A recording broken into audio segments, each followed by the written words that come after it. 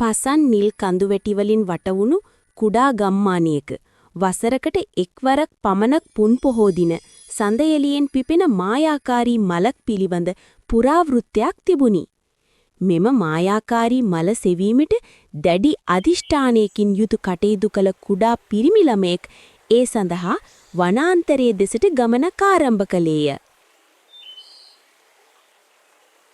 වනාන්තරයේ මැදටම ගමන් කරද්දී එම මායාකාරී මල ආරක්ෂා කරන රැකවලෙකු ඔහුට මුණ ගැසුණි.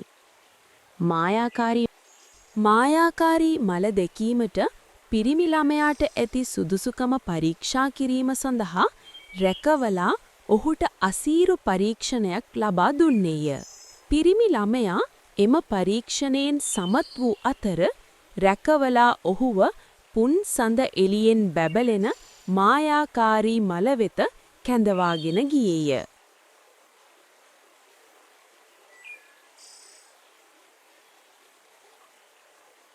පිරිමි ළමයා එම පරීක්ෂණයෙන් සමත් වූ අතර රැකවලා ඔහුව පුන් සඳ එළියෙන් බැබලෙන මායාකාරී මල වෙත කැඳවාගෙන ගියේය.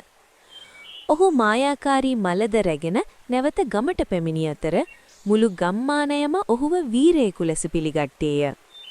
පිරිමි ළමයාගේ නිර්භීතකම සහ මායාකාරී මල නැවත ගමට ලැබීම ගැන ගම්වැසියන් මහත්සේ සතුටු වෙමින් උත්සව පැවැත්වූ